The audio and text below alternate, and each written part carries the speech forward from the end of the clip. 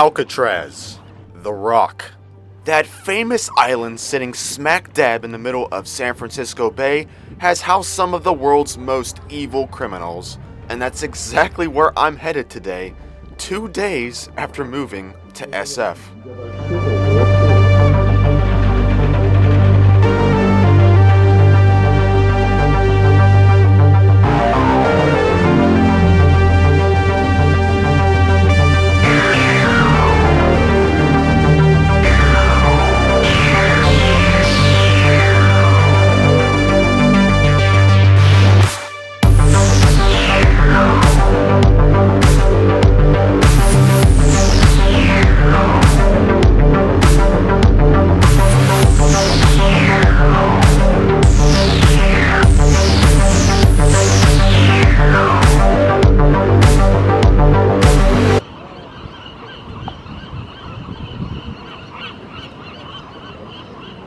Before I go any further, I need to point out, this is not an Alcatraz documentary. Please visit the History Channel or something like that, or just come visit The Rock in person if you want to know every detail out there. I'm just merely showing my experience. And after deboarding our ferry ride from Pier 33, that experience started with us beginning our trek to the cell house and lighthouse, realizing quickly that the seagulls now definitely rule this island.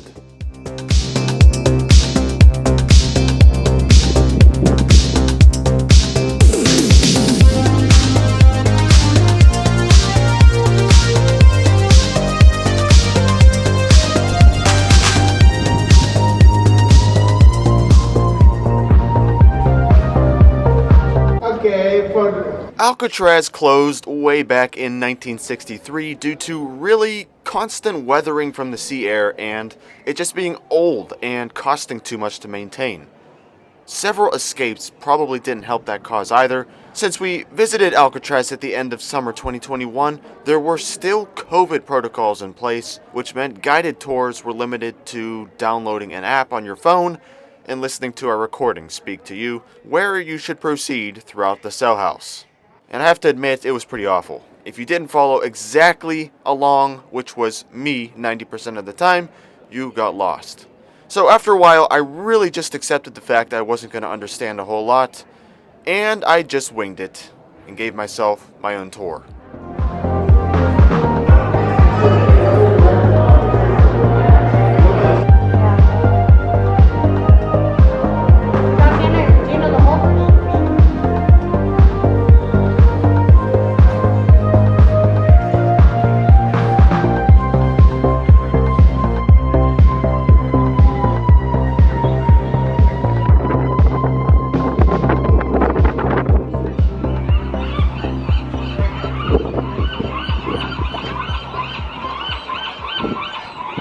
These birds really do own this piece of rock now.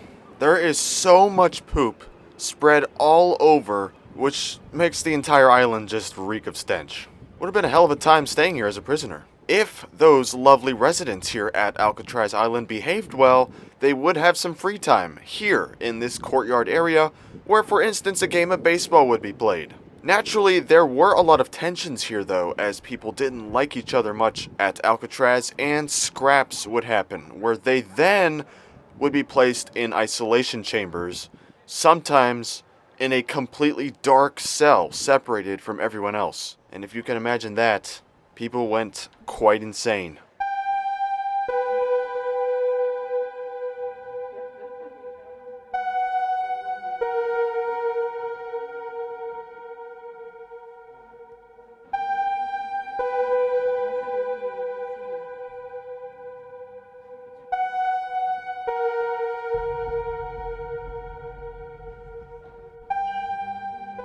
While this place definitely looks and feels more like a museum now, you still can't help but think that just, 60 some years ago, this was in operation, and there were people locked up in all these cells.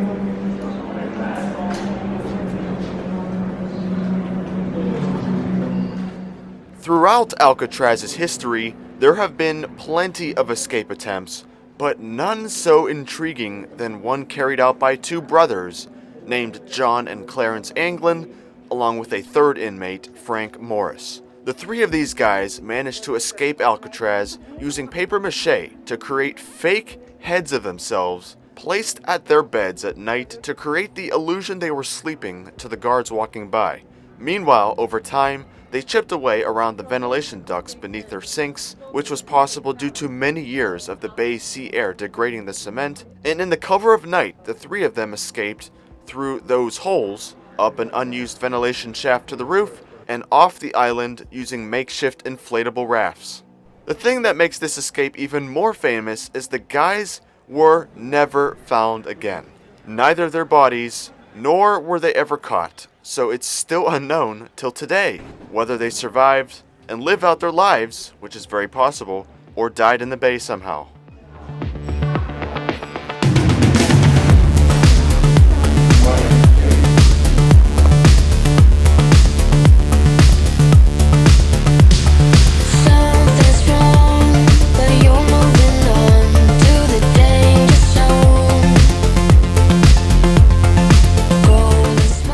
After spending a few hours on the Rock, we eventually had enough, and aside from enjoying the absolutely stunning views of San Francisco, the Bay Bridge, and the Golden Gate Bridge close by, we just waited for a ferry to arrive back here, and then it was time to head back to reality. I would certainly, if you are coming to SF, I'd definitely try to see Alcatraz if you can, since I'd never been to San Francisco previously, besides the airport.